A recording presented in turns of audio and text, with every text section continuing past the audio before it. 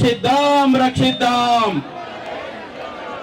రక్షిద్దాం రక్షిద్దాం justice for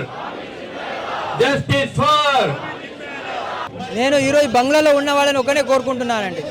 బంగ్లాలో ఉన్న వాళ్ళందరూ బయటికి వస్తే కలిసి కట్టుగా పోరాడితే బంగ్లాదేశ్లో ఉన్న వాళ్ళని కూడా కాపాడవచ్చు. మనం ఎప్పుడైనా కూడా ఇల్లు పెద్ద పెద్ద కట్టుకోలేదండి. మనం గుళ్ళు పెద్ద పెద్ద కట్టిన వాళ్ళం భారతీయులం. తల్లి బడి గుడి ఇది భారతీయులకు చాలా ఇంపార్టెంట్ అనమాట. కాబట్టి ఏనాడైతే భారతీయులందరూ ఆ గుడిని ఆధారంగా చేసుకొని బతుకుతారో హిందువులో ఒక ఐక్యత వస్తుందండి. అనుకోకుండా ఒక వ్యక్తి వెళ్తున్నాడంట, ఒక కుక్క ఎదురైందంట, ఆ కుక్కని రాయి తీసుకొని కొట్టాడంట, ఆ కుక్క పారిపోయిందంట. అదే ఒక విశ్వాసంతో ఆ రాయిని తీసుకొని ముందుకు వెళ్తున్నాడంట, అక్కడ ఒక తేనె పుట్ట తీగ దొరికిందంట, ఆ రాయి తీసుకొని తేనె టీగ పుట్టని కొట్టాడంట. ఆ తేనె టీగ పుట్టని కొడితే ఆ ఈగలన్నీ కలిసి ఈయన పడ్డాయంట, ఈయన పారిపోయాడంట. అట్లా హిందువులందరూ కలాల్సిన అవసరం ఉంటుందన్నమాట. భారతదేశంలో పెద్ద పెద్ద కోటలు కట్టారంటే ఒక విశ్వాసంతో కట్టారనమాట. ఒక సిమెంట్ కానివ్వండి, ఒక ఇసుక కానివ్వండి, అటు మన ఇటుక కానివ్వండి, ఈ మూడు నిర్జీవంగా ఉన్నవి కూడా కలిసి ఉంటున్నాయి, ఒక గోడగా తరుగుతున్నారు. కొన్ని రోజులు భారతీయులందరూ కూడా కుల మతాలకు అతీతంగా ఉంటూ మనం అందరం భారతీయులు అన్న భావనతో బతకగలిగితే ఈ దేశానికి మళ్ళీ పూర్వ వైభవం వస్తుంది. లేకుంటే హిందువులందరూ కలిసి ఆ హిందూ మహాసాగరంలో దూకొస్తుంది అనమాట. దేశాలన్నీ విడిపోతూనే వస్తున్నాయి, మనం అఖండంగా ఉన్న దేశమంతా విడిపోతున్నాయి. కాబట్టి దేనికోసం అంటే మనలో ఒక ఏదైతే ఆ కుల మతాల గొడవలు ఉన్నాయో వెళ్ళాలని, కులం ఏదైనా ఎవరిని అడగొద్దు అనుకున్నా, కాలం మారిందని చెప్పొద్దు అనుకున్నా, కుల మతాలకు అతీతంగా బ్రతకాలనుకున్నా, కూల్గా జీవితం గడపాలనుకున్నా, కంటి చూపు తగ్గిందని బాధపడుతున్నా, కంటికి రెప్పలాగా అందరినీ కాపాడాలనుకున్నా, కర్పూరంలాగా అందరి అగ్నిలో కలిసిపోవాలనుకున్నా, కాపురం అందరిది బాగుండాలనుకున్నా, కొంటే స్వదేశీ వస్తువులే కొనాలనుకున్నా, కంటే ఛత్రపతి శివాజీ లాంటి పుత్రుడిని గణమని భారతీయ తల్లులకు విన్నపిస్తున్నా, కన్న తల్లిదండ్రులను ఆదర్శంగా తీసుకున్నా. ప్రతి వాళ్ళు వాళ్ళ కన్న తల్లిదండ్రులను ఆదర్శంగా తీసుకోవాలి, గురువులను ఆదర్శంగా తీసుకోవాలి.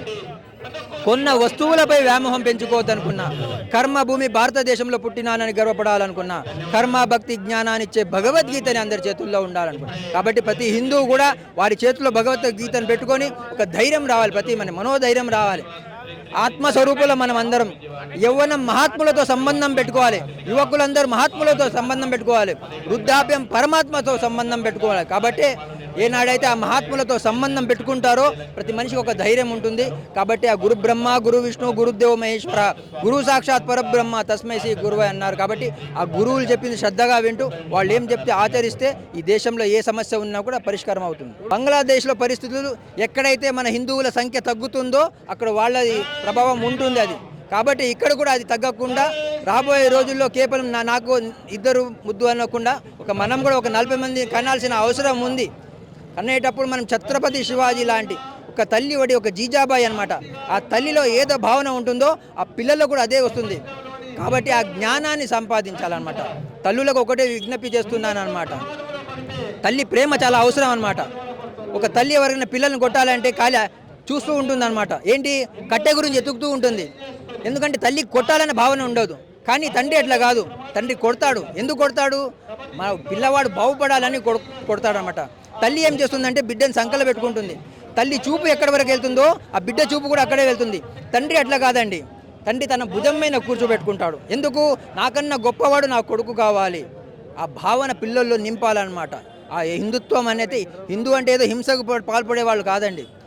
మనం ఎప్పుడే దేశం మీద దాడి చేయలేదు, కానీ మన దేశం మీద మన ధర్మం మీద దాడి జరుగుతున్నా కూడా చూస్తూ ఊరుకోవాల్సిన అవసరం లేదు. శరీరంలో ఏదైనా పార్ట్ చెడిపోతే డాక్టర్ ఆ పార్ట్ని కోసి తీసేస్తాడండి. అట్లా మనం కూడా మన ధర్మం గురించి ఎవరైనా వేలు చూపిస్తే ఆ వేలు చెయ్యి కొయ్యాల్సిన అవసరం ఈరోజు ఉంది. లేకుంటే హిందువులందరూ కలిసి హిందూ మహాసాగరంలో దూకాల్సి వస్తుంది.